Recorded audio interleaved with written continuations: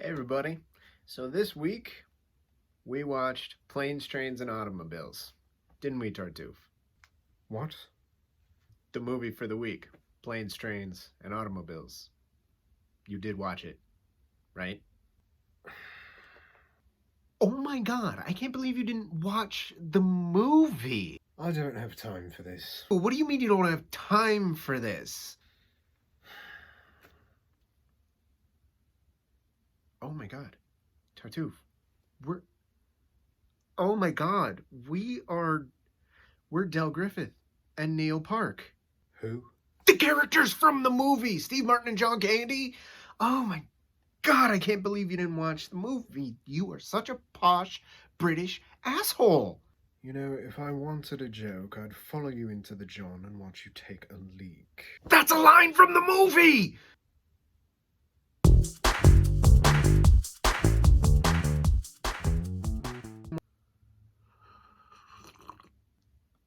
So, I watched Planes, Trains, and Automobiles. I did it because it's November, and it is that time of year for, traveling between two cities in the 80s to see your family. But I really don't have anything bad to say about this movie. Unlike Mac and Me, my last video, if you saw that, that was just a shit show. There's a couple weird things, but that's about it. So, I mean, let's just start with that, I guess, right? So we'll be starting with the music. The music is wonderful. It's so 80s and just weird and,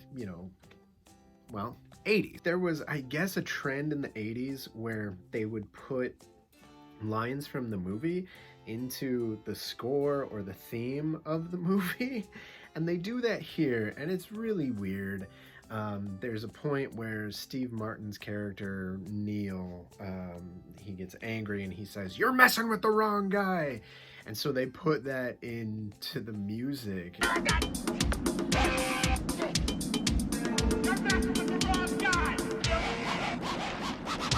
So that's a weird little thing. And then another thing with the music is there's this great scene between Steve Martin and John Candy. They're in one of their hotel rooms, and Steve Martin just starts berating John Candy. And his anger, his little speech, it's amusing and it's kind of funny. But what takes the cake out of that scene is John Candy, because he's just looking at Steve Martin and he's taking it in and he's like truly reacting, and you see the look on his face and his eyes are welling up, and you just see all this feeling coming through John Candy as an actor, and it is fucking beautiful. And then John Candy goes into this beautiful little speech about how he likes himself, and he realizes that sometimes he's a pain in the ass, but he likes himself, and it's such a beautiful thing. And then Steve Martin starts to realize, oh, maybe that was too far, and this music starts to swell behind his feelings, totally supporting that. It's a great little thing that we get in movies that's, like, ooh, yeah, let's wrap that up in a nice little bow. It's like a warm blanket, And then the music just stops. Super weird, and we just move on. And that's but that's really the only other weird thing I have to say about this, and it's not even a bad thing, it's just a weird choice that was made. Took my warm blanket away. So I was watching this movie and I saw that it was rated R, and I knew of the scene where John Candy has his hand in Steve Martin's ass, and Steve Martin's like, "Those aren't pillows." So I was like, could that really be what pushed this movie to the R rating? No, it's not. Steve Martin rents a car, but the car's not at the rental place, and so he has to walk back across the highway and the tarmac back to the airport to the rental car place, where he has a delightful little scene with Edie McClurg. Side note, the phone conversation that Edie has with her family about Thanksgiving, completely improvised, and it's wonderful. But Steve Martin, Neil, is pissed, right? We all would be. And so he just goes off on Edie McClurg. But he says fuck 18 times. Fucking, fucking, fucking, fucking, fucking, fucking, fucking, fucking, fucking, fucking, fucking, fucking, fucking, fucking, fucking, fucking, fucking, fucking. And I was like, oh, there's the R rating. Now I see it. Because other than that, the rest of the movie is just maybe PG-13. So, like, that is definitely the scene where the R rating came from. Another fact is that a lot of people get tripped up because there's a shot of Neil's house in the movie, and right away, like, everyone goes, oh my god, that's the Home Alone house. And I did too for a split second, but then I was like, oh no. That house has one less window and the archway is different. And I felt really proud of myself. And then I looked over here in the distance and I thought, why do I know that? But one of the sweetest facts about this movie is that at the end, Steve Martin has left John Candy, they're parting ways, and Steve Martin gets on the L to go home, and he starts thinking about the memories he had with this guy he met over the past few days. And he's smiling and laughing and just kind of reminiscing. And the beautiful thing about that is that it was completely candid. Steve Martin had no idea that the cameras were rolling.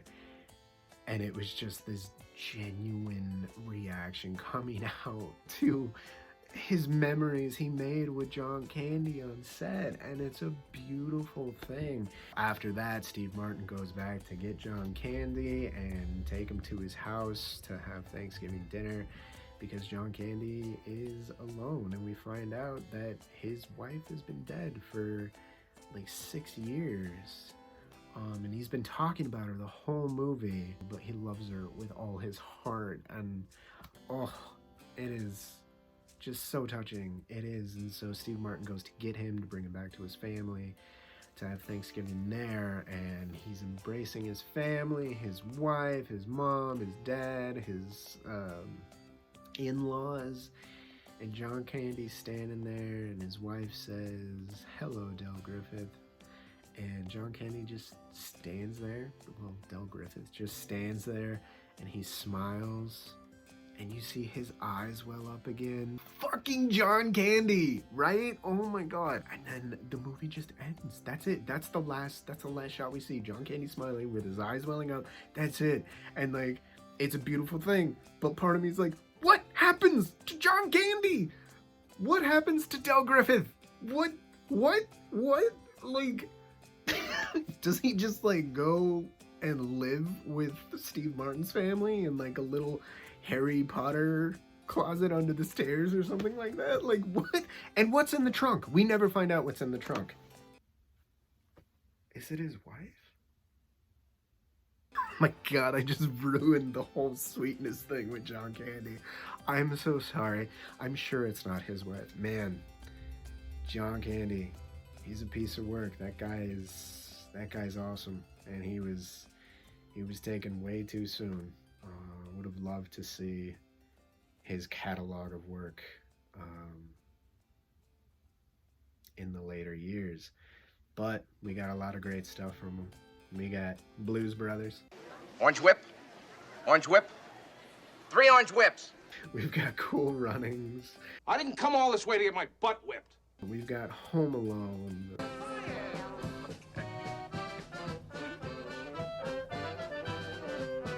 And then we got Trains, Planes, and Automobiles, and it's wonderful. And of course, you know, there's a lot of other stuff, but I wish that we could have seen more because he's amazing. And if Steve Martin could stay amazing all this time, John Candy could have too. But I'll leave you on that note. Watch this movie. It's a delight. And I'm sure it's not his wife in the trunk.